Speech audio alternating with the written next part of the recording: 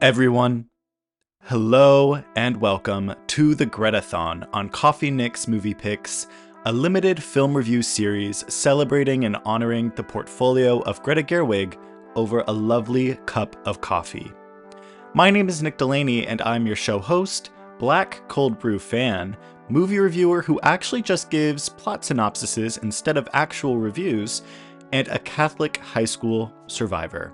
Now, this is a very special episode to me because today we are going to be talking about my favorite movie of all time. Today in our now showing, we are reviewing Lady Bird, directed by Greta Gerwig and starring Saoirse Ronan. I'll be pairing this film review with a cold brew from the beautiful Maman. Please take a seat, stay a while, and let's talk those Bens I've known my whole life over some coffee. But first, please be sure to follow at Coffee Nick's Movie Picks on Instagram and TikTok. There you can stay up to date on new releases, which there will be plenty of for this Greta-thon, see coffee pictures that go along with each episode, get some quick movie thoughts from yours truly, and submit Dear Coffee Nick letters. Again, that's at Coffee Nick's Movie Picks on Instagram and TikTok. For everyone listening to this as their first episode, hello and welcome. We are in the middle of the Greta-thon right now, which is a special film review series that this podcast is having. So if you'd like, the introduction episode is out now. Please listen to that to get to know what this series is, what I hope to do with it, and what to expect. Also, the first batch of episodes, the first week, is out now and released for your listening pleasure. That includes a review of Frances Ha and Hannah Takes the Stairs.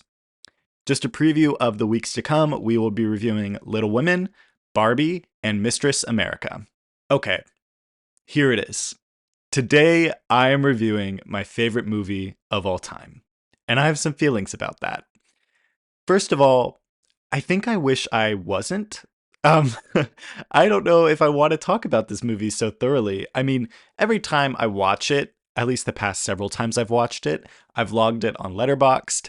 Also, my Letterboxd username is NickPD, for those of you. I feel like I've never shared that on here. But every time I've watched this film, I've logged it on Letterboxd, and I've written like multi-paragraph reviews, maybe like 5 to 7 paragraph reviews of the movie every single time I have watched it. And I've also done my senior thesis. This was included in my senior thesis, of course. But this just feels different. I feel like this is sort of the ultimate review of Lady Bird because it is on my review podcast, and it's intimidating. It's really intimidating. Yeah, like I said, I sort of wish maybe I wasn't reviewing this film today. I want to keep this film and my connection with it close to me. And I like this film for incredibly personal reasons, which I will not be getting into today. And thank you for just understanding that. I really can't begin to explain what this film means to me, but I'm very excited to try.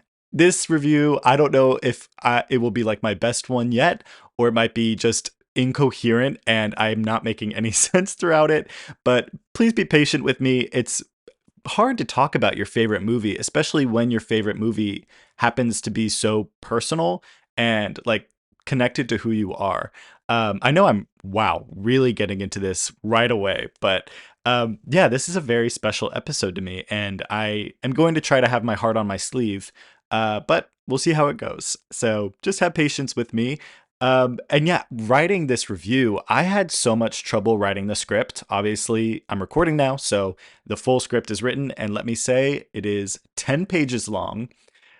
My longest script yet, for sure. But I had so much trouble writing this because I feel like there's so many things to talk about and mention. But I'm going to try to be very focused in my review and not summarize the movie. So we'll see how it goes. Okay, everyone. How are we doing? Is everyone doing okay? We are close to the end of the summer. It is almost the fall. I'm excited. This summer has been like, not really like hot girl summer. This has been like responsible girl summer, I feel like. Like, this has been my coming of age summer. I don't know. It's been fun. I just got back from vacation, so that was hot girl summer. I was having a great time on vacation. My first 2 episodes, or the first two official episodes of the Greta-thon were actually recorded on the cruise ship I was on, which I had amazing sound quality on there. I wish I could record all of my podcasts on there because it was great. But that was a weird experience, but it did allow me to stay on schedule with this Greta-thon. So that was great. At the time of this release, I will have officially moved to DC. But at the time of this recording, I have not started packing. Yikes. Yikes there. But I'm very excited to be moving. In a way, I'm having like a very Ladybird moment right now. It just feels very fitting that like Ladybird is at the forefront of my mind with this review and everything. And I also just sort of feel those sensations like everything in my life is just shrouded in sentiment. And I sort of have, like they say, graduation goggles on. Like everything is just becoming very sentimental to me as I move out officially into my own place for the first time, not including, me going away to college. This just feels a little bit more permanent. It's my last time doing some of these things at home, and I don't know, when I'll be back. For that reason, if I have to go off schedule for the Greta-thon, I just ask for some understanding. I know the challenge was to stay on schedule with these releases. That's why it's called the Greta-thon, because it's sort of like a marathon. But, some things I want to be present for in my life right now, because a lot is happening. I didn't realize moving would be so emotionally exhausting. But tomorrow is my official move-in date. So we'll see how it goes. I'm going to spend the rest of today after recording this just packing things up and getting ready for that. Getting right into it. Now Brewing, a luxury coffee discussion and review segment. Now Brewing in this episode is Cold Brew from Maman. First, I would like to talk about the store itself, Maman.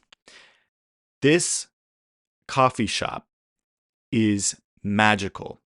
It is breathtaking and it is truly beautiful. I cannot overstate this enough. Once you walk in, and even on the outside, they even decorate the outside of the coffee place.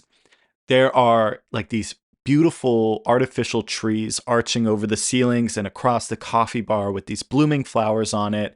They have like these wooden arches with wisteria hanging from the arches, and there's a toile pattern on their bar, and all of their plates and cups are matching. And then every store is also adorned with black and white pictures of families and children. It's beautiful. I've been to two different Mamans. They have locations all around, usually in major cities. I know they started in New York, and I've been to the ones in DC, but they all sort of have this same vibe, but they're all also a little different. It is just beautiful. I would venture to say the most beautiful coffee shop that I've been into. When I say breathtaking, I really mean that. It is just an experience to go in there. I think this is kind of on par with Subculture Coffee Roasters. I did a review of them when I did my Monkey Man review.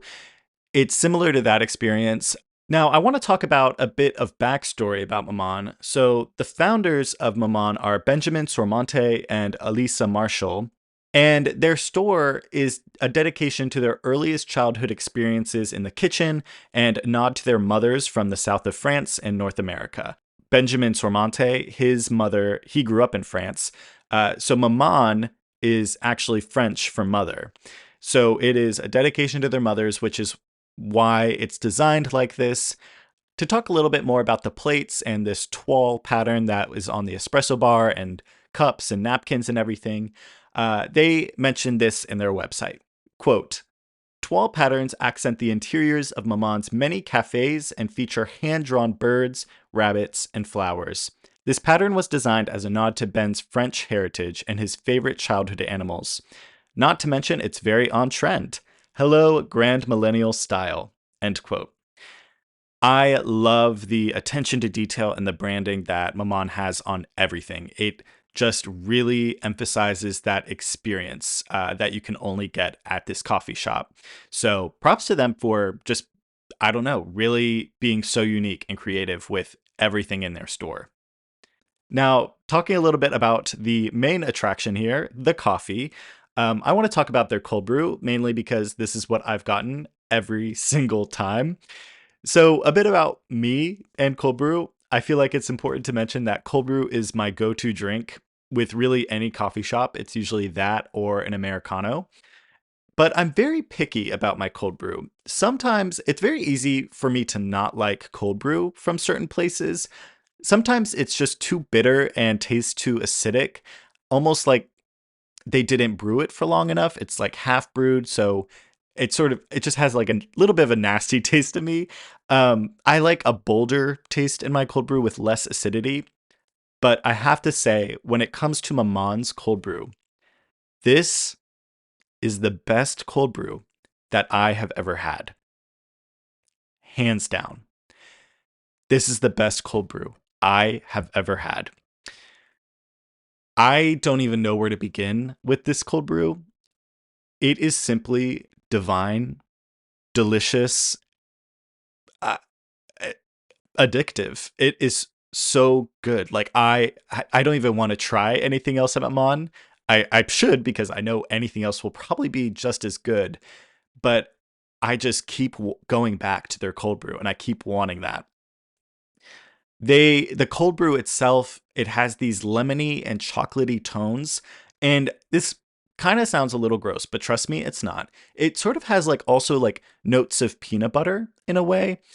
It is delicious, and it is such a unique flavor for cold brew to have. I know chocolate and, citrus is very common in cold brew, but there's something about this cold brew that makes it so different. And I think it's just the way it makes me feel. It is very refreshing and crisp. It just feels so good to drink. I don't know what they do to it. Maybe they put little magic potions in it. I don't know. I don't know. And I also went to their website and it didn't say like, what blend or roast they use to brew the cold brew or really, and there wasn't any information about their cold brew blend. So I'm kind of just, saying this all for myself. It's delicious. I could drink a bathtub of this cold brew. I'd probably get really jittery, but that's okay. I'm used to that. So with all of that said, I must give this cold brew a resounding Nick pick. Setting the beautiful and transportative atmosphere aside, Maman's black cold brew is simply the best there is, coming from someone whose go-to is a cold brew. The flavor is unique with chocolatey, peanut butter-like, and citrus notes, and the drink is refreshing and perfect in every way. It's so good. And not to mention, I didn't even really notice this, which is funny. I didn't even really notice this until I'm recording, like here and now. I mean, the coffee shop is a dedication to mothers, and we're reviewing Ladybird today, which is very much about a mother. So it's perfect. It's perfect. It all comes together. Moving along, this segment is The Coffee Thought, an outlet dedicated to voice my many incoherent thoughts over a lovely cup of coffee. Now, I don't have coffee with me, as always. I did just have a cup of the Nomad from Canvas Coffee Roasters, which I reviewed in the Francis Ha episode, which just came out last week. But other than that, I'm drinking water right now. Drink some water. It's important to hydrate. Coffee does dehydrate you, I think. It is caffeinated, so I'm pretty sure it does. So always be sure to be balancing your coffee intake with some water. Please. Now, what I want to talk about today, I was having trouble coming up with something, but in the heat of the moment, I was like, I want to talk about moving. And if I talk about other things, the list I have written, that's okay too. I want to talk about moving. Now, I moved out of my childhood home when I was a junior in high school. And that was really hard. I was excited about that because I wanted a change, but it really, looking back, it's very sad. Like in retrospect, it's very sad to move out of your childhood home because you begin to forget the small details of the house you grew up in, which something about that is very heartbreaking. But I've gone on Zillow a few times and like looked at pictures of the house and of the interior and everything and be like, oh yeah, there was a door right here. Or yeah, we used to have like hardwood floors right there. Or there was, we used to push the trash cans on the side of the house. Really random stuff, really small things. But those small things tend to make me sad because where I spent my childhood, my, very formative years, I forget the details. And it's natural. You forget things as time goes on. But it's heartbreaking because I don't want to forget those times because they were so important and so happy and there were no troubles really. That's I think why I write so much, and I write a lot about my old house in my writing. Houses and homes are like a big thing that my writing tends to be attracted to. Hopefully my writing is sort of a record of, what my childhood house used to be and what it was like, and what my where I currently live is like, and how that has been a part of my life, because it's just been so different. And like I moved into this house, and a year and a half later I moved out of it to go to college, and I was there for 4 years, so I was sort of in between living at college and being here. And I lived at so many different places at college, four different or maybe five different dorm rooms. It's just a lot. And right now I'm moving out of this house, and I signed a lease in DC, which feels a lot different than moving away to college. This feels more permanent. It's a little bit more scary, especially because I was an RA in college, so I never had to worry about rent or anything. But now rent is going to be more of a thing, which that's normal, but it feels more permanent. And you never know, like, when you're experiencing the last of something, like, when will I ever experience like a normal family dinner again, which obviously I will experience a family dinner again, but it won't be like I come up from my room and go to the dinner table. It'll be like I have to plan it and travel down to the house and everything. It you never know how much things are going to change, and you never know how much you're going to forget the way you felt in this moment 10 years from now. It's almost like there's no going back, and it's really scary, and it's heartbreaking in so many ways. And in this moment right now, it's sad, and I feel like I made the wrong decision moving out. I live with parents right now, and we don't see eye to eye on everything, as any child with their parents does. But it's sad. It's really heartbreaking. And I know moving out for me is best. I know this is, a step that needs to be taken, moving into your adulthood. And since I'm working in DC, the commute will just be so much better. And I get to just live more of a life up there around my work. I forget a lot of that in this moment. And now it's just sort of sad. So I guess what this all comes down to is cherish every moment in your art, whatever your art may be, whatever your creative medium is. Make ways to record how you feel and what you experience now, because you might forget that later. Yeah, be present for everything. It's really important. I feel like Good Luck Charlie, when they moved out of the house. Oh my gosh. Moving episodes like in kids TV shows, they would always get me. I didn't watch the Bluey episode yet. I do watch Bluey a little bit. I know there was an episode where they move out of the house, and I don't know what happens, but I know it was making a lot of people cry. So maybe I need to watch that right now. But also, it's just so fitting that Lady Bird is the review this week. And, because I really have to put myself into the Lady Bird mindset. I have to put myself back into this movie and this script, because I want to be as thorough and as truthful in my reviewing as possible. So I really immerse myself in this film.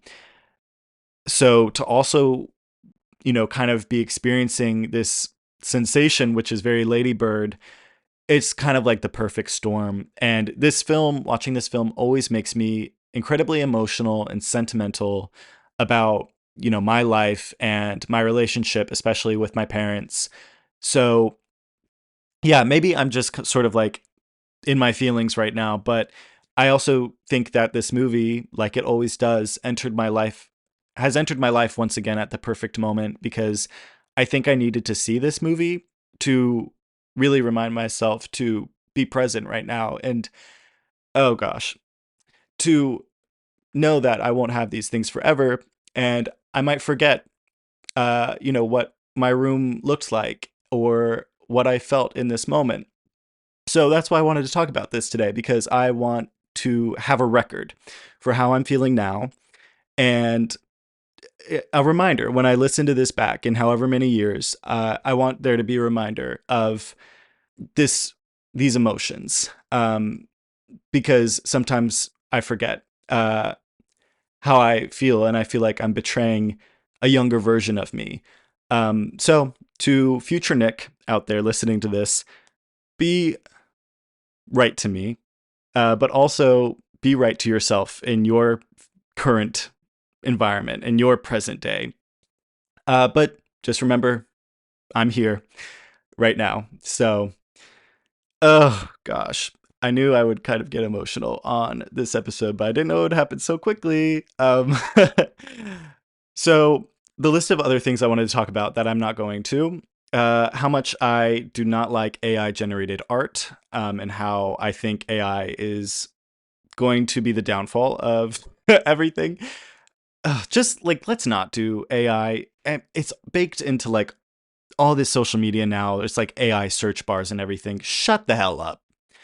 Batman is the second thing on the list. I've been watching Batman Caped Crusader, and I have to say, I'm really enjoying it. I love the creative liberties they are taking with this IP. Movie theater popcorn. Alamo has the best movie theater popcorn. And the new Legend of Zelda game where you play as Zelda. I'm very excited to play that. Um, me saying all those things with tears rolling down my face. Also, the men's bathroom. I'm scared of going into the men's bathroom sometimes because it's just an uncomfortable experience. And also, if I'm with a friend or with family and like my friend goes into the bathroom and I also have to go, I will not go into the bathroom with them because what if I have to piss next to them? Like, that's weird. So I'll wait for them to come out of the bathroom and I'll be like, actually, I have to go too. And I'll go into the bathroom because, I don't want to piss next to you. I don't want to hear, I don't want you to hear me pissing. So yeah, the men's bathroom makes me very uncomfortable sometimes. And I like to have privacy in there, like most people. But I don't understand how like two friends can go in there together and see each other and listen to each other pissing. I'm so glad that like my friends I don't know if I'm like I have to go to the bathroom they're not like, "Oh, me too," and they go in there with me. My friends, they know, my male friends know to not. So, thank you if you're a friend of mine and you're a man. Thank you for knowing that, but maybe we can get to the point sometime where we're comfortable pissing next to each other. I mean, we all do it. So, um So yeah, maybe we can get to that point. I'm not opposed to it. Should I take a break?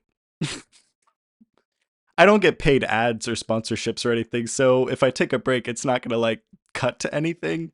But I think I need to take a break.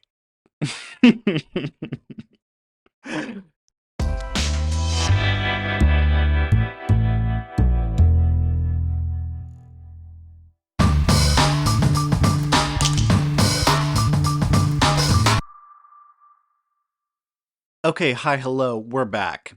We're back. If you would like to sponsor me, that would be nice because it does cost a little bit of money to go to the movies so much and also to pay for a hosting platform for my podcast and to buy these coffees that I review. So if you'd like to sponsor me, if you have a little company or small business and you'd like to sponsor me, I am more than happy to accept or to talk further. Okay. Wow. Wow. What was that?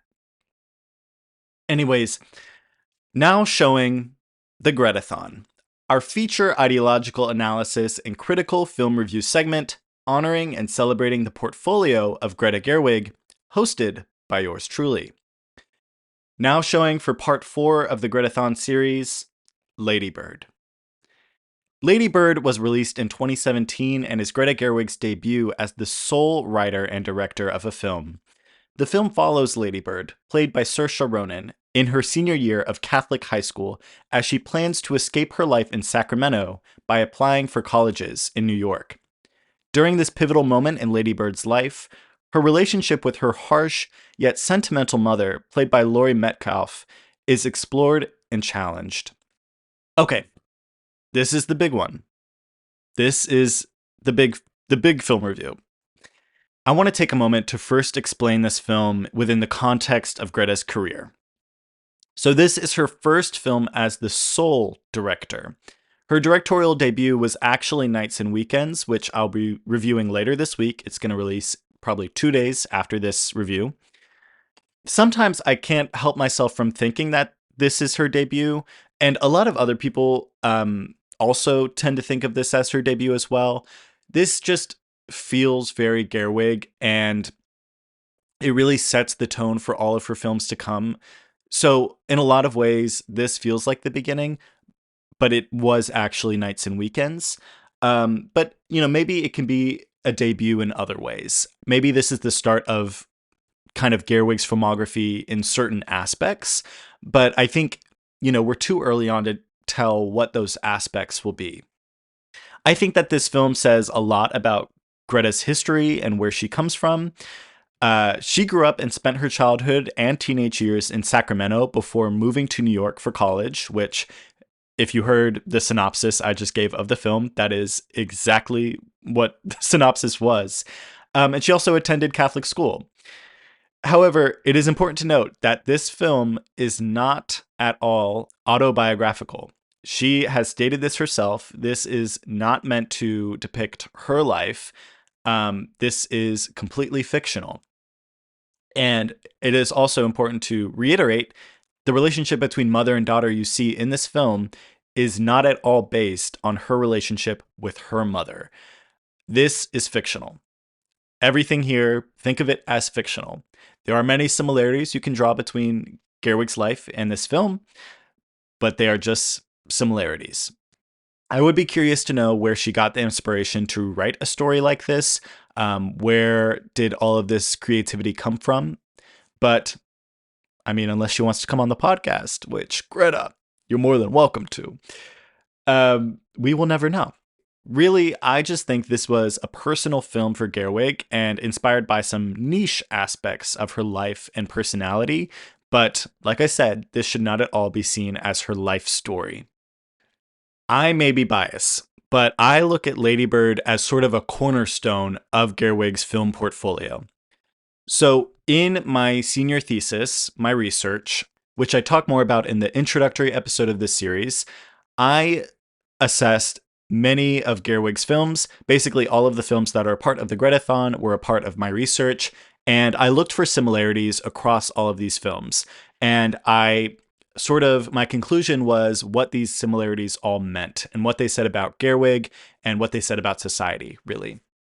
What this was an auteur study, which an auteur is basically a filmmaker with these signatures that are spread across all of their films. So I was arguing for Gerwig as a film auteur and sort of determining what her auteur signatures are. In my research, I found that this film, Lady Bird, sort of closes one chapter of Gerwig as an auteur and opens another. At this point in her career, we don't really see any more of the mumblecore signatures, but we see a lot more signatures that center around feminism and gender, and we see a lot more technical signatures as well. So camera work, colors, things like that. And we also see some new narrative signatures that pop up. So Lady Bird is the first film in her auteur portfolio where we see a strong emphasis placed on mother-daughter relationships. So that's something I'm going to be talking about for the rest of the Greta-thon now is that. We tend to see, at this point in her career, we tend to see less commentary about age. Age was very present in Hannah Takes the Stairs and Frances Ha, but it sort of fizzles out with Lady Bird. It's definitely here. Lady Bird is also the first film where we start to see Gerwig playing around with her depictions of masculinity. So masculinity and the way that masculinity is depicted in films has always been important throughout her portfolio so far. But I think Lady Bird is the start of when she really starts using the way she depicts masculinity to make an argument. And we're going to talk more about what that means later on. But across all of these works, there's still this sort of signature of the main character who is out of place from societal norms. And originally, this out of placeness was because of this character's refusal to conform to age standards. But now we're going to sort of see refusal to conform to gender standards set by society. Getting a little bit more into the film itself, now that I prefaced it with all of my sort of gearwig jargon, I am going to try to be more intentional about not summarizing the film here. I noticed, especially in my Francis Ha review, I feel like I was more summarizing than I was actually reviewing and talking about the film. So I think it's just because I'm so excited to talk about the movie and I just love sort of the different plot beats and everything. But I am going to try to be more focused on reviewing because I could talk about the plot and the synopsis here for hours. Um, so I'm going to be more intentional about that. Bear with me. And like I said earlier, I will not be talking about everything in this film. There is so much to talk about, and I don't want to go in depth about my relationship with the film, just to offer myself some privacy and to preserve that special bond I have here. So thank you for your understanding with that. The first thing I would like to say about Lady Bird, it's hilarious. This movie is so funny. It is genuinely so funny. I think that Greta and I have very similar types of humor because there are so many sort of like offbeat lines in this movie where I don't think everyone would laugh at it, but I always crack up when I hear it. It's very quotable. My favorite thing to quote from this movie happens when Lady Bird and the character Kyle, played by Timothy Chalamet, have sex for the first time, and they're sort of going back and forth. And Lady Bird's upset with him because he lied about being a virgin, and he was not. So Lady Bird lost her virginity to someone who's done this before, and she was upset about that. And Kyle sort of said something like, "Do you have any awareness of how many civilians have died since the invasion in Iraq started?" And Lady Bird says, "Shut up! Shut up! Different things can be said. It's not all about war." Um, and anyone who knows me knows I like to say, "Shut up! Shut up!" a lot. So that's where I get this from. It is so funny. Saoirse does such a great job being ridiculous and so insensitive in this movie as Ladybird. So funny. It also has some iconic moments. So when Julie and Ladybird are snacking on the communion wafers, funny. It's just funny. And they're also talking about masturbating while they are snacking on communion wafers. Love that. Few more lines that I really like is when Ladybird and Julie get into an argument and basically they're confronting each other about their friendship, which has gone awry. And Julie says something like, "You didn't even show up to theater. You don't even like theater anymore. Blah, blah, blah. You were handed a role by Miss Patty, but you didn't even take it." And Ladybird is like, "What role?" And Julie's like, "The Tempest." And Ladybird is like, "There is no role of the Tempest." And Julie says, "It is the titular role." And I think this is when Ladybird says, "Well, you know what? Your mother's tits, they're fake." And Julie says, "She made one bad decision at 19." And Ladybird says, "Two bad decisions." Uh, Timothy, his character, Kyle, is just funny. His character is so ridiculous and so such a douchebag and so pretentious, and but it's so funny. I love that his first line is "La France nu." Um, the way he says it is so aggressive. The football coach being the drama director, love, love. "You guys are coming in hot. You're coming in hot. See these wavy lines? That's singing. That's singing. You guys are singing." It's so funny. And I think my favorite moment from this movie that always, it's just iconic, it makes me laugh all the time, is the theme for the prom being Eternal Flame. Um, it was like a nun like earlier in the film talking, she's like, okay, so the prom themes for this year are cities of the world, movies, and eternal flame. And this Catholic high school voted for their prom theme to be Eternal Flame. So when we get to the prom later in the movie, it literally looks like all of these characters are in hell. And, and there's this one moment where you see the nun sort of just like standing between these fake like paper flames, and she is like all red. It looks like a devil. It's so funny. But the one thing about this movie, it is just as complicated and emotional as it is hilarious. I've said this before, but my favorite thing about this movie is that every time I watch it, I feel like I get something new from it. That gives this film the ability to teach me something or show me something new every time I've watched it, which is crazy because I've watched it easily over 15 times. There is so much room for interpretation here, which is why I think this movie is for everyone and I recommend it to everyone. I think anyone can get something unique and personal from this film. It has so much to say about life, especially when it comes to, one's relationship with their mother, which I think that everyone has a very complicated relationship with their mother. It's beautiful, but it's also very strenuous and it's been challenging. But at the end of the day, it's the most loving relationship in someone's life. I am in awe that any human was able to make something as powerful as this film. That is why when I first saw this film and I saw written and directed by Greta Gerwig, right away I was like, I have to get to know this person's work. I right away fell in love with her work, and I had to get to know the person behind this movie because if they made something like this, I had to see what else they made. And, I had the right feeling. Every other film she's made has had such an impact on me and resonated with me so deeply, especially Frances Ha and Little Women, just huge. And then Barbie has had just a global impact. Insane. Wow. This might be dramatic, and I hope I don't offend anyone by saying this, but Lady Bird is basically my Bible. There, I said it. Moving on, this is a movie about relationships, and these relationships are all depicted and illustrated so thoroughly and so well in a 90-minute runtime, which is impressive that that was able to be pulled off.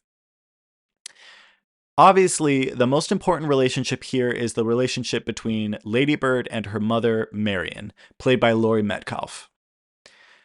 Gerwig has described Lady Bird as a love story between Lady Bird and her mother. I think that this is a beautiful and perfect way to describe this film. I also think that this is a perfect and unique subversion of a romance film to show a romance story that follows tropes from the genre, but with a mother and her daughter. I think it's perfect, it's unique, and it works so well. To me, I think that this film is about someone learning to love themselves and be true to themselves, which in turn allows them to love and be true to their own mother. Many times throughout the film and in the script, the sameness, the similarity between Lady Bird and Marion is emphasized. It's even bolded in the script, where it'll say, Lady Bird does such and such, just like her mother, in bold.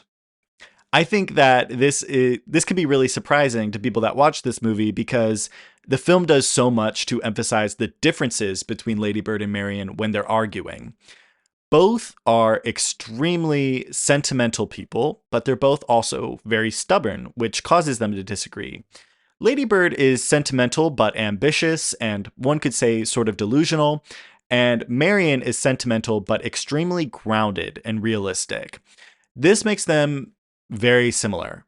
Sentimental, stubborn, and their worldviews maybe were the same at one point, but now they're extremely different. What I want to know what Marion was like when she was Lady Bird's age. Maybe she was the same as Lady Bird, and she was very sort of ambitious about life and had rose-colored lenses on, but she was forced to really take a realistic perspective. The main thing that Marion and Lady Bird disagree about, it seems, is how to tell each other that they love each other. how to communicate their love for one another to each other. Lady Bird, throughout this movie, lies a lot, and she seems to think that lying helps people and, helps preserve relationships. And Marion is on the opposite side of the spectrum and thinks that brutal, harsh honesty will help people. So, really, I think that this is where the difference is. They have a hard time communicating because Ladybird is so dramatic and stubborn and lies to basically get her way. And Marion just comes across so horribly by being so brutally honest. But they both mean it in a loving way. Ladybird lies to preserve love or to make people love her. And then Marion thinks that being brutally honest with people is love. She thinks it's helping them be more realistic, and which in turn makes them better people.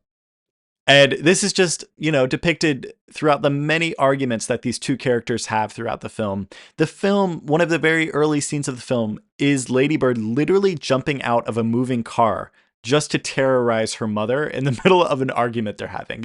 That's her way of winning the argument, is jumping out of the car. And after she does that, the film cuts to a close up of her cast because she broke her arm, and just written very small on the cast is "fuck you, mom." So it just it sets the tone for the movie and the relationship that they have. And then the film, towards the end, Marion refuses to say goodbye to Ladybird when she eventually does get accepted to college in New York and is moving away.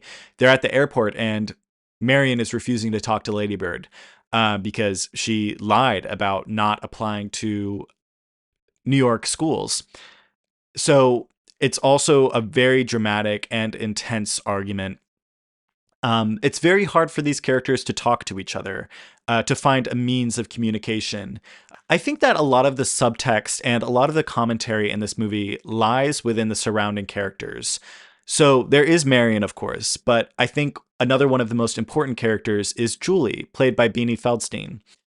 Julie is Ladybird's true friend, and she is very out of place, much like Ladybird. Both Julie and Ladybird do not fit into the stereotypical and popular ideas of femininity at that time. And this is made more clear by the character of Jenna. Jenna is the popular girl. She has a tanning bed in her house, so she's very tan. She has a nice car. She lives in a mansion, and she's just overall very privileged, pretty, and popular. And Ladybird and Julie are depicted as really none of those things in the film. So they are very out of place from these ideal societal norms that are ridiculous. A character that sort of matches this ridiculous stereotype and societal norm of Jenna is Kyle. Kyle is played by Timothy Chalamet. I've already mentioned him so far in this review. And he is sort of depicted as a douchebag, but he's very popular and cool and just sort of ridiculous and sort of, has the privileges and can afford the opportunities in his life to not be realistic. Ladybird envies both of these characters, Jenna and Kyle, and she tries to get in with them. She wants to date Kyle and she wants to be best friends with Jenna because she wants to be popular, because she wants to be loved. In the screenplay book, Greta Gerwig wrote in the stage notes that Ladybird wants to be a part of this thing, referring to Jenna and Kyle. The popular straight kid kind of thing she's always been outside of. So that's why throughout the course of the films, we see Ladybird abandoning her friendship with Julie and lying her way and finding her way into friendship with Jenna and a relationship with Kyle. But eventually she finds out that she doesn't want those things. And those relationships don't satisfy her because they're not true to herself. And by being in those relationships, she's lying to herself and not loving herself, which eventually has her turn back to Julie and be friends with Julie again and be true to herself and be true to her out of placeness from these societal norms that are ridiculous and negative. One scene that really emphasizes Ladybird's out of placeness is the anti-abortion rally that they're having at Ladybird's Catholic high school. In this scene, Ladybird speaks out against the speaker at this assembly, at this lecture, basically. And voices her disagreement with these pro-life ideas and everything. And, in the setting of the Catholic high school, Lady Bird is probably one of the very few people that feel this way, let alone one of the very few people that will voice their opinions publicly to the whole school. In this assembly, she's even sitting next to Jenna, and while Lady Bird is speaking out against the anti-abortion speaker, Jenna like tucks her head down and like doesn't want to be seen near Lady Bird because she's making a scene, and she's like very much announcing her out of placeness from everyone. And this is sort of the point in the film where even Lady Bird begins to realize that she's more comfortable being out of place and she's more true to herself. Another really important character in this film, and one of my personal favorites, is Danny, played by Lucas Hedges. Danny emphasizes the similarities between Lady Bird and her mother. So he is Lady Bird's first relationship of the film, but Lady Bird and Danny break up when Lady Bird discovers Danny is gay. Eventually, later in the film, Danny confides in Lady Bird, goes to her, and wants to have a heart-to-heart about what happened. And they talk about Lady Bird's mother and how she is a harsh person and very scary, but warm. And this scene where Lady Bird comforts Danny about his sexuality, Danny eventually ends up crying into Lady Bird's arms. This scene is juxtaposed with a scene where Marion is consoling Father Leviatch about his mental health. Marion works at a psych hospital, and Father Leviatch is rumored throughout the film to have mental health issues. And he sort of has to remove himself from the school because his mental health issues become so severe. So Lady Bird consoling Danny and Marion consoling Father Leviatch are juxtaposed with each other. So it's showing these two very stubborn and harsh, dramatic, intense characters are also very warm and accepting and comforting to people. So it's illustrating the sameness of these two characters that for the rest of the film appear very different. The film ends very strangely. I think that I've heard that the ending puzzles some people. I know when my mom watched this movie, she was like, what a weird ending. Like, what does that mean? And if you know the ending, it sort of ends with Lady Bird and her mom really have that earth shattering fight, and they never really make up. But Lady Bird is wandering through the streets of New York, and she goes to a church, and she calls her mom and basically tells her mom that she loves her. But the phone just hangs up and the movie ends. I think it would be easiest to describe this scene if I just read the ending monologue where Lady Bird says all these things. So this is Lady Bird, even though at this point in the script she is identified by her real name, Christine, on the phone leaving a message for her mom. Hi, Mom and Dad, it's me, Christine. It's the name you gave me. It's a good one. Dad, this is more for Mom. Hey, Mom, did you feel emotional the first time that you drove in Sacramento? I did, and I wanted to tell you, but we weren't really talking when it happened. All those bends I've known my whole life, in stores, and the whole thing. But I wanted to tell you, I love you. Thank you. Thank you. She hangs up the phone and listens from the back of the church while the choir continues singing, which that's actually a difference that the script has from the movie. She is standing on the sidewalk when she makes this call, and she is not in the church. But I think that this ending is beautiful, and it is the perfect ending for this story and this relationship and these characters, because throughout the course of the film, there are montages of Marion driving through Sacramento and admiring the beauty of the town. And she looks at Sacramento so lovingly. And, in this monologue, it's revealed that Lady Bird also looks at Sacramento so lovingly. So these two characters, by loving the same thing very much, it's almost like they're loving one another. And they communicate their love to each other indirectly and through sort of abstract emotions. I think this is incredibly unique. For a while, this ending puzzled me and I didn't know what to make of it, but it's great. Now, I've mentioned a few times now, but I do have the A24 screenplay book for Lady Bird, which reveals a lot of things about the film that I wouldn't otherwise have known. And it also shows a lot of things that were cut out of the movie, um, or that just weren't given screen time or a lot of attention. But the image on the front of the screenplay book is the opening shot of the movie. So the opening shot is Lady Bird and Marion in a bed facing each other. uh, I think that this is really important because it is a parallel to the end of the film. So, in the final shot of the film, after Lady Bird hangs up the phone after leaving that message for her mom, she's standing on the streets of New York and she looks to the left very sort of mysteriously and sees no one there. It's almost like she was looking to the left to see her mom there, like she was looking to the left in the opening shot of the film on the bed, but her mom isn't there. Or maybe she felt her mom there when she left that message. I don't know. It's beautiful. It's up for interpretation. I like to think that it communicates a variety of emotions about moving away. Um, she might have just looked to her left instinctively and wanted to see her mom, but realized she's on her own now, and she did all of these things to move away from her mom.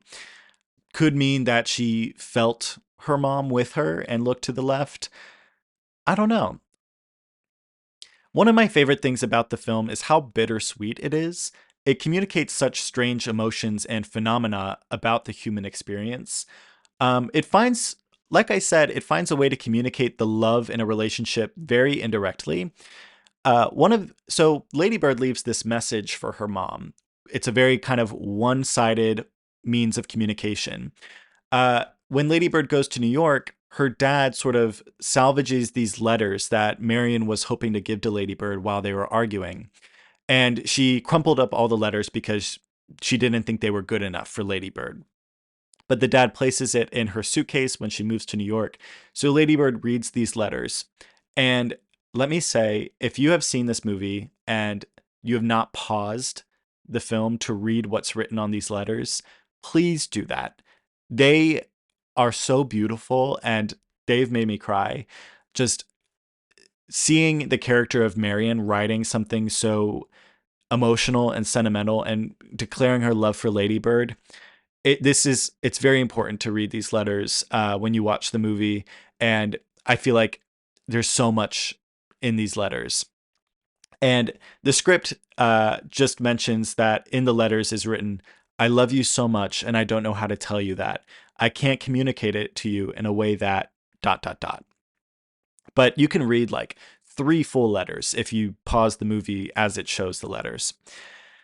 The ending could be thought of as very tragic, but I think it relies on viewers a lot to come to a conclusion that Ladybird and Marion reconciled and found a way to show their love for one another. I think that reconciliation is a very important word for me when it comes to this film. I think there's even a song in the soundtrack of this movie that is called Reconciliation. But I think this is an important word because Lady Bird and Marion hurt each other very badly throughout the events of this film. So, really, another thing this film is about is how do they forgive one another? And how could their sins towards each other ever turn into love? I think religion in this film is an allegory for their relationship. We know that reconciliation is a sacrament in the Catholic faith where you basically have to go to a priest who acts as God on behalf of God to absolve you of your sins. So there's a reconciliation. God forgives you, and you sort of, are in hopes that you won't sin again. So it's an understanding, it's a forgiveness between two people that have so badly wronged each other.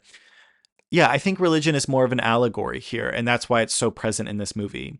For anyone that's seen season 2 of Fleabag, it reminds me a lot of that.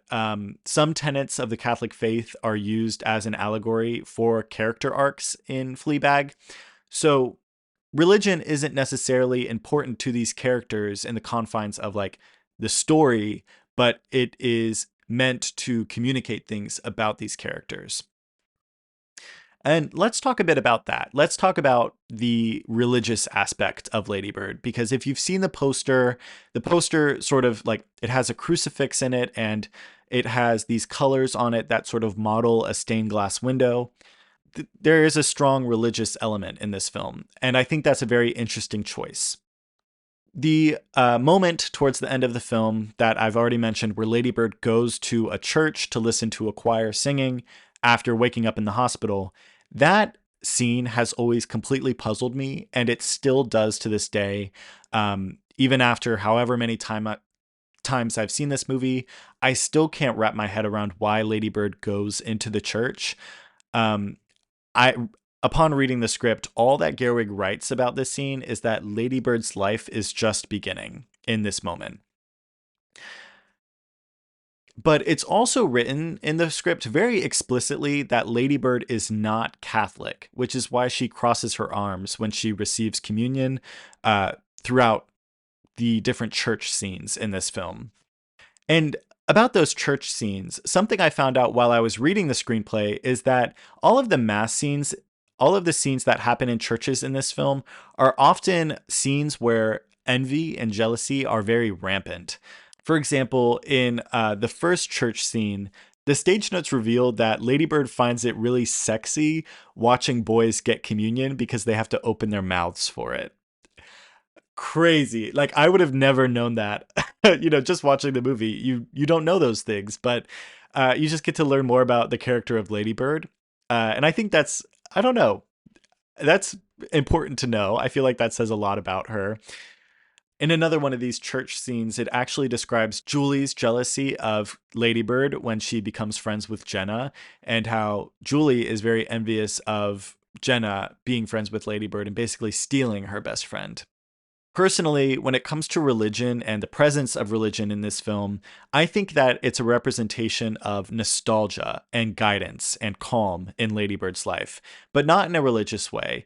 I think throughout the course of this film, Lady Bird receives a lot of guidance and wisdom from the nuns who teach at her school. And there's some really amazing quotes from these nuns. Like I mentioned, the don't you think that love and attention are the same thing? That was said by one of the nuns. And I think that having gone to Catholic school, I think this is really accurate to what Catholic school was actually like. Although I didn't agree with a lot of the nuns, I learned a lot from them, and they were often very wise, and they told me a lot of things that really guided me. I've seen a lot of religious people talk about this film, um, on like Catholic blogs and stuff like that. And they argue that the entire film's purpose is to serve as a story for someone finding faith, returning to God, finding God, things like that. And I have to say, I do not agree with that take.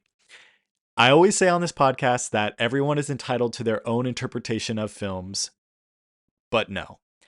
I think to say that this film is about a character finding faith is to neglect so many other important and beautiful aspects of this film. Religion here is meant to be a presence, is meant to be sort of a metaphor. I do not think that religion is in any way important to this character, but that's just my interpretation. Moving on, I also mentioned that this film starts to depict weaker masculinities, and in turn, this emphasizes stronger femininities in the film.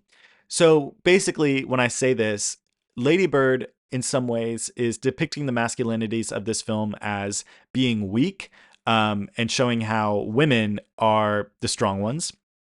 And I think the character she does this the most with is Kyle. So Kyle is painted as very pretentious. Um, Danny and Ladybird in one conversation mention how French and French names and words are very pretentious. And then later in the film, we're introduced to Kyle, and his first line is correcting Ladybird's pronunciation of a French word, which I said earlier, La France nous, um, which is really funny, but it depicts him, it illustrates this character. Kyle, throughout the course of this film, also lies about being a virgin. And in fact, he says that he can't control not being a virgin, which is ridiculous and maybe one of like the most douchebaggy things you could say. And, you know, he gaslights Ladybird and he's like, I never said I was a virgin. I never said that. When earlier in the film, he explicitly says this. So he is depicted as a loser. He's reading books about mathematical theories throughout the course of the film, which is something I learned from the screenplay book. He is a loser, a liar, and Ladybird falls victim to this. But she moves on from it and she builds back and becomes a stronger person because of her negative interactions with Kyle. And it's eventually her going to the prom with Kyle and ditching Kyle at the prom. It's eventually Kyle that leads her to this pivotal moment of returning to her true self and being true to herself.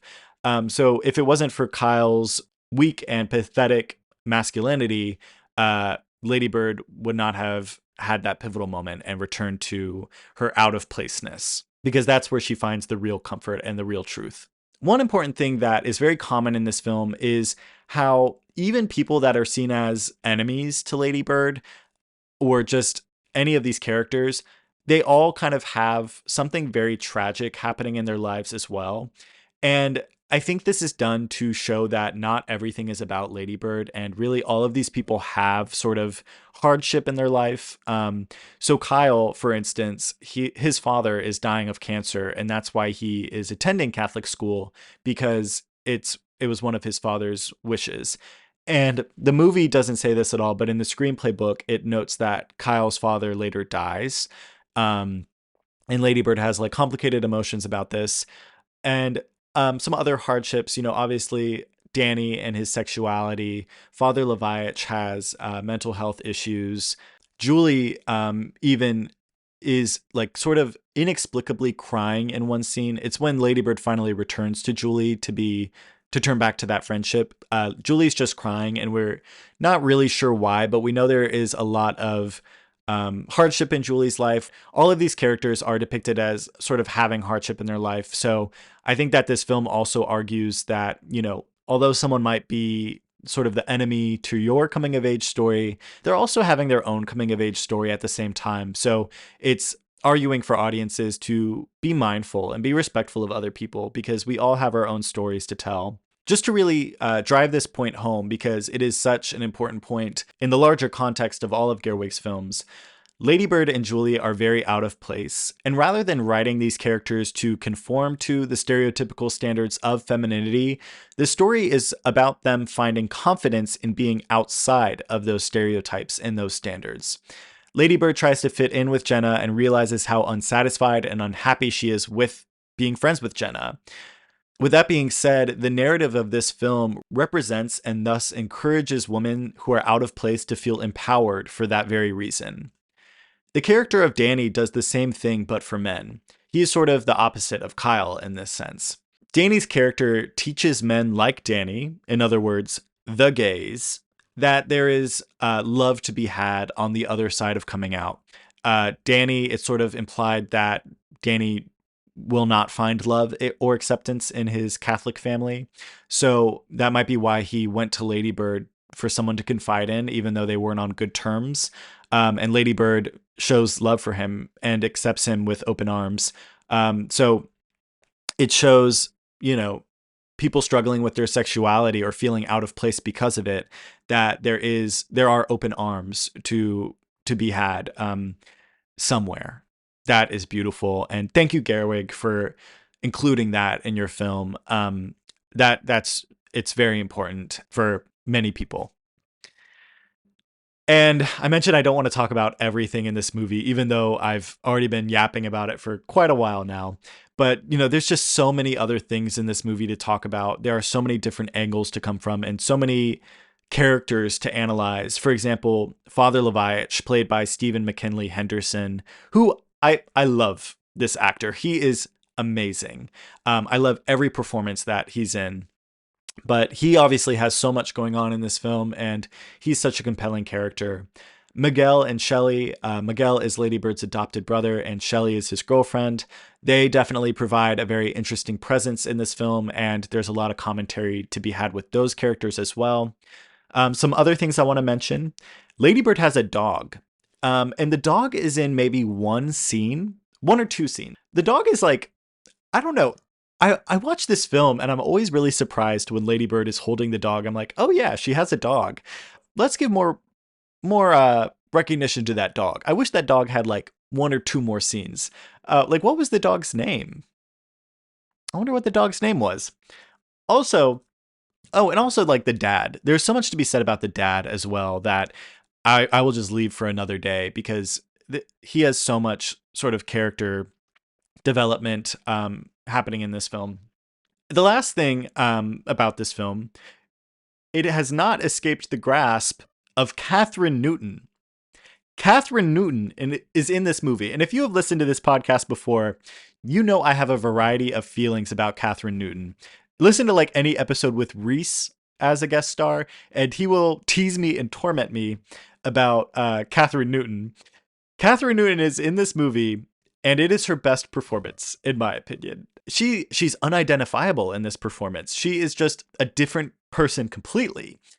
I was shocked when I learned that she was in this movie because she's just in everything these days, I feel like. And when I learned maybe like a year ago, I think Reese even brought it up to me. He was like, did you know Catherine Newton is in your favorite movie of all time? And I was like, what? Yeah, so she's everywhere and she's in my favorite movie of all time, despite my feelings about her. But Catherine Newton, I feel like I'd be good friends with her. And I'm sorry, Catherine Newton, that I bring you up so much on this show in a negative light. I just feel like Catherine Newton, she has been getting work, which is great. But I think that she needs to be given a film that will allow her to present a lot more depth. You know, recently, what comes to mind is Ant-Man and the Wasp: Quantumania, Abigail, and I think she was in Detective Pikachu, and what was that other one? Lisa Frankenstein. I think all of those movies are bad, and they do not allow her to deliver a performance that has a lot of depth. I'm waiting for the day that Catherine Newton will be given a role, you know, like Lady Bird, where she can sort of show her colors as an actress and as a performer. So, yeah, I think what the real thing about Catherine Newton is she has been undermined by Hollywood and by the industry. So there we go. You know, conclusion on Catherine Newton as well in this episode. Some other things I wanted to talk about were things that I noticed in the screenplay that aren't necessarily in the movie that I find really interesting. So there's a moment in the stage notes where Lady Bird is described as writing on her front porch, and she's nicknamed by Gerwig as a lady poet. I've always wondered what Lady Bird was interested in academically and as a potential creative, or for a career even. We don't really see Lady Bird's artistic side that much, except for the musical that she's in. Obviously, by the way that her room is decorated, we can infer that Lady Bird is an artist, but she's never really shown like creating anything. So I think it's really interesting that the notes in the script talk about her writing. Also in the script notes, Gerwig compares Sacramento to Manhattan. So in a scene where Lady Bird and Julie it's after the prom and they're watching the sunrise at the Capitol Bridge in Sacramento. In the notes, Gerwig describes how the sunrise on the Capitol Bridge in Sacramento looks a lot like a mini version of the Brooklyn Bridge in Manhattan. I think it's so cool how Gerwig compares Sacramento to Manhattan, and maybe it implies that Lady Bird loves New York so much because it reminds her of Sacramento, or she thinks about Sacramento so much while she's in New York. And it says a lot about Lady Bird's character and maybe what brought her to call her mom at the end of the movie. Maybe she was seeing, you know, the Brooklyn Bridge and it reminded her of Sacramento and how beautiful Sacramento is. And maybe that's what prompted her to call her mom. Or maybe even going to the Catholic mass after waking up from the hospital. Maybe that reminded her of Sacramento a lot too. And that's what caused her to realize she loves her mom and she needs to just say it. So yeah, I think it's interesting how Gerwig compares the two in the script. Okay, after all that, I think it's time to give the rating of the film. Like I said, I don't want to go over everything here. There's just simply too much to say. I think this was very much just me rambling. I know I was saying earlier like this might be like my most beautiful film review yet, but I think this was just word vomit. So forgive me if it comes across as that. So getting to the rating, I of course give Lady Bird a resounding Nick pick. I don't know how to put into words my exact feelings about this film. It is, and I hope it always will be, my favorite film of all time. Seeing this movie for the first time as a senior at a Catholic high school who felt very out of place and who was very ready to go away to college, this movie completely changed me and was beyond important for me to see. In fact, it was life changing for me to see. I felt so connected to this movie from the very start, and like I said, I continue to find new ways to connect to this film each time that I watch it. This movie means everything to me, and in many ways, it feels like a part of me now. Thank you all for listening to me talk about this movie. It's hard to talk about your favorite movie sometimes because it means so much to you, and you want to be able to do justice to the feelings you have about this movie. You know, this is a part of Greta Gerwig's portfolio, so being the Greta-thon, I had to talk about it. Yeah, it'll be interesting what I think about this review as I look back on it, but I have a feeling that Lady Bird is not just a one and done review on this show. I will definitely be returning to it in some way or another. But yeah, thank you for listening and thank you for hearing me out. And just, yeah, thank you for being a part of this show. It means a lot. And thank you for allowing me to do the Greta-thon and to take this creative liberty. It is really important to me to talk about these films that mean so much to me on this show. Don't worry, I will be talking about all the rest of the movies from this summer that are being released, especially Alien Romulus. I'll be talking about that in September when the Greta-thon comes to a close. One other thing I forgot to mention was the use of color in Lady Bird. So, Gerwig, this is the start in Gerwig's portfolio of her using color to describe different sensations of growing up. So, if a shot is warmer, so it's very like orange and red and it feels very vibrant, it is to highlight the nostalgic moments of growing up. And I've noticed that in a lot of her recent films, the warm colors fade into cooler, cold colors as Lady Bird matures and is forced to become more responsible. When the shots become cooler in this movie, it is it is representing Lady Bird starting to see life more like her mother, again highlighting the sameness of their mother-daughter relationship. So, just another cool thing I wanted to point out. But okay, I'm done talking about this movie until I'm not. And that's going to come right now. This next segment is Dear Coffee Nick. In this segment, I will be reading some letters from fellow coffee and movie enjoyers about their own coffee and movie opinions, reviews, thoughts, hot takes, or whatever.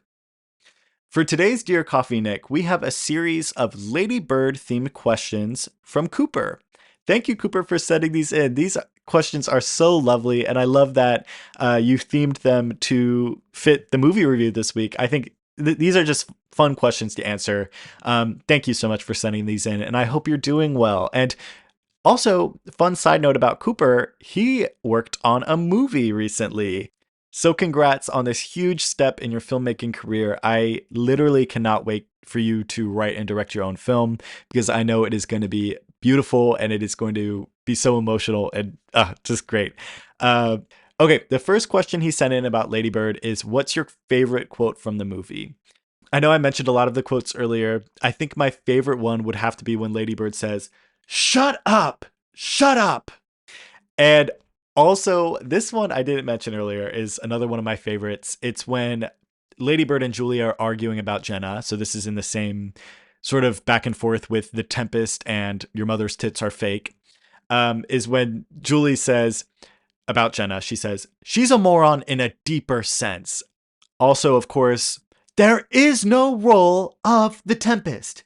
It is the titular role. Yeah, well, you know what? Your mother's tits, they're fake. Totally fake. She made one bad decision at 19. Two bad decisions. Also, when Lady Bird says to Kyle, they're like play fighting back and forth, and Lady Bird sort of fake threatens Kyle. She says, "I hope not, because I'd kill your fucking family." And Kyle's like, "What?" And Lady Bird's like, "Oh, sorry, I was just joking." And Kyle's like, "Well, it's okay because my father's dying of cancer, so God's basically doing it for me." And Lady Bird's just like, "Oh, sorry." Oh my gosh. It's just a crazy movie with so many good quotes. The next question, what do you think Lady Bird majored in at college? This is also a really good question because, like I said, we never really get to see Lady Bird's creative or academic interests. The only sort of clue we have is that she was writing at one point in the scripts notes. So I would say that it was either English, writing, or maybe theater or art.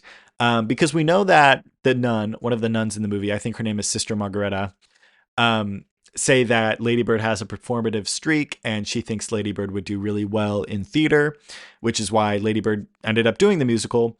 And if Lady Bird is anything like me, when she is told something like this by someone who is very wise and who says a lot of very insightful things, it will stick with her and she'll decide that, okay, well, this is for me. So if Lady Bird is anything like me, she probably latched onto that and majored in theater, which if we know Gerwig, that would kind of follow like the Francis Ha of it all. And I've said before, Francis Ha feels like the spiritual successor or sequel to Lady Bird. And this last question is the most fun one, I think. If there had to be a spin-off or sequel, what story would you like to tell? This is a really cool question, but I want to say I don't think that there should be a sequel or spin-off from Lady Bird. I think this is just one of those stories that this is just a standalone story. There doesn't need to be anything else. But if there had to be one, I said this earlier in the review, but I would love to see Marion's character at Lady Bird's age. So, what was Marion like when she was 17 or 18? Part of me thinks that she was exactly like Lady Bird, but I also think that she was forced to grow up a lot quicker. Marion mentions at one point in the film that her mother was an abusive alcoholic. So I think this says a lot about Marion's character, how she had to adopt a very realistic worldview in order to survive and to take care of herself. And she didn't really have a mother figure to look to when she was raising Lady Bird, which is maybe why they have such a hard time communicating their love for one another. So I think it'd be very interesting to see what exactly Marion's Lady Bird story was like. I also think seeing Danny after the events of the film would be interesting. I don't really know what that would be like, and I think that would be a very sad story. But I think sort of expanding on the moment that he had with Lady Bird, him finding acceptance outside of his family, I think would be a very beautiful story to tell. I think that story has been told before, and I think it has been told before with Lucas Hedges even. But, with the character of Danny, I think would be really interesting. I think seeing Julie after the events of the film would also be cool. She said towards the end that she was staying in Sacramento, she was going to community college, and that summer after high school, she was even going to Yellowstone because her biological dad had resurfaced. So I feel like there's a lot of story to tell about Julie and her relationship with her father.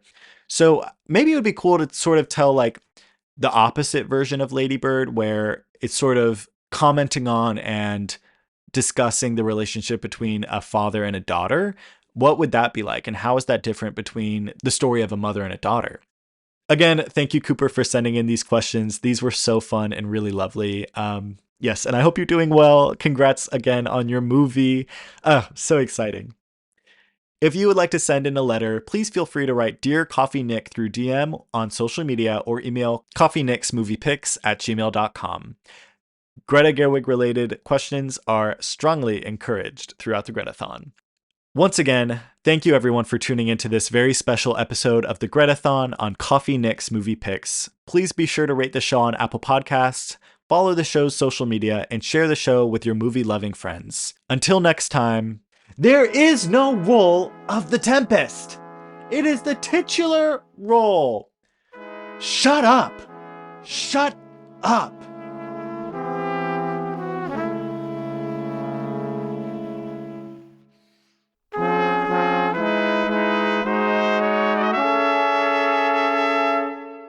Thanks again for listening to the Greta-thon on Coffee Nick's Movie Picks. Our opening theme is The Light Within, and our closing theme is When the Ash Settles, both themes by the Westerlies.